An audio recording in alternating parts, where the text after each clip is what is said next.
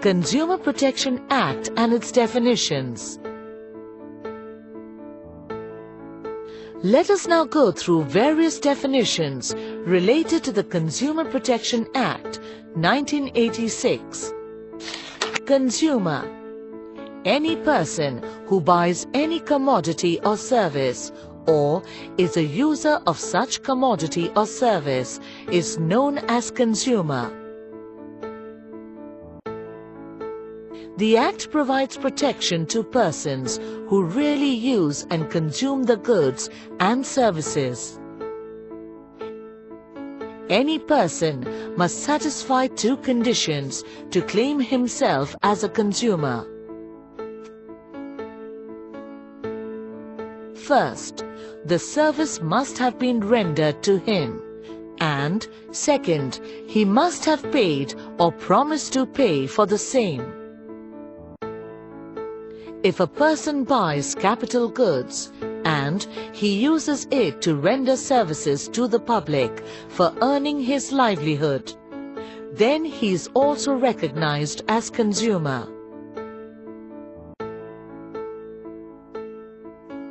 For example, if a car or auto rickshaw or a Xerox machine is purchased by an individual to earn livelihood, and if he finds any defect with the product, he can seek redressal from Consumer Grievances Mechanism.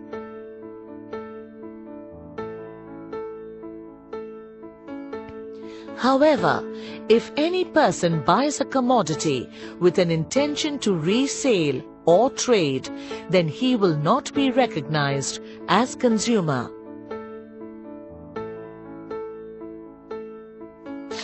Traders: a trader is any person who sells goods or distributes any goods for sale, or a manufacturer who produces goods for sale, or even a packer who packs and sells any goods.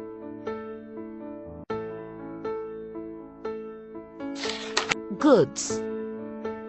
Sale of Goods Act 1930 defines goods as the commodities purchased or produced for sale.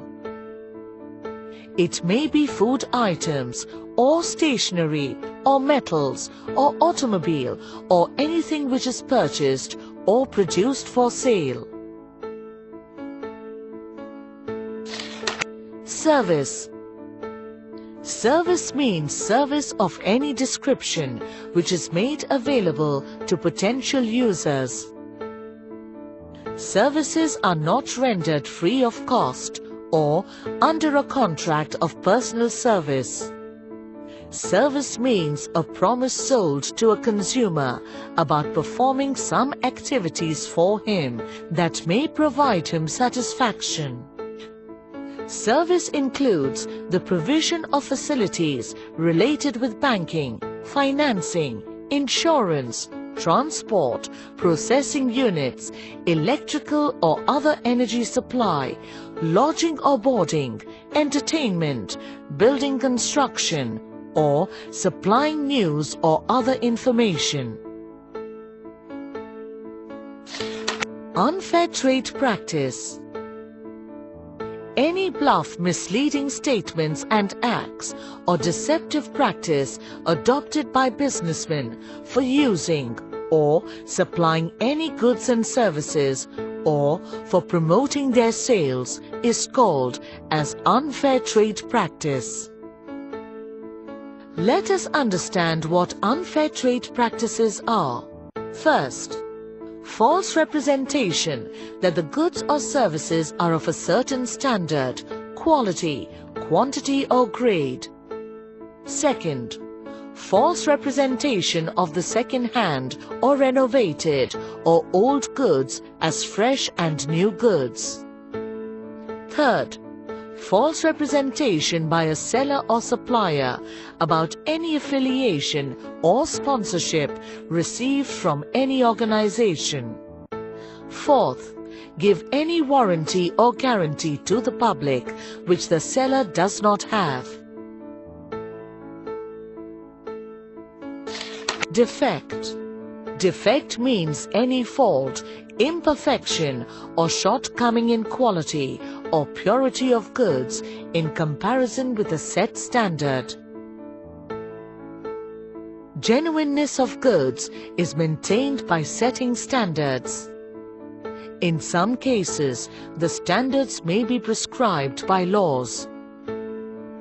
Therefore, the standards are required to be maintained by or under any law for the time being in force, or under any contract, express or implied, or as is claimed by the trader in the manner whatsoever in relation to any goods. The term defect is related to any goods. Deficiency. Deficiency means any fault, imperfection, or shortcoming, or inadequacy in the quality and nature, or manner of performance of services in comparison with a benchmark quality. A perfect service can be rendered only when few standards are set. The laws related to services prescribe the standards. Thus, service performance is required to be maintained by or under any law for the time being in force, or has been undertaken to be performed by a person in relation to any service. The term deficiency is related to services. Consumer dispute redressal agencies. There is a three-tier system envisaged under the Consumer Protection Act 1986 for the consumer disputes redressal. The three tiers of the system are: first, the District Consumer Disputes Redressal Tier, known as District Forum. Second, the State Consumer Disputes Redressal Tier, known as State Commission. And third, the National Consumer Disputes Redressal Tier, known as National Commission. Apart from these three agencies, the Honorable Supreme Court of India is the final court of approval. A quick look at the various terms just explained.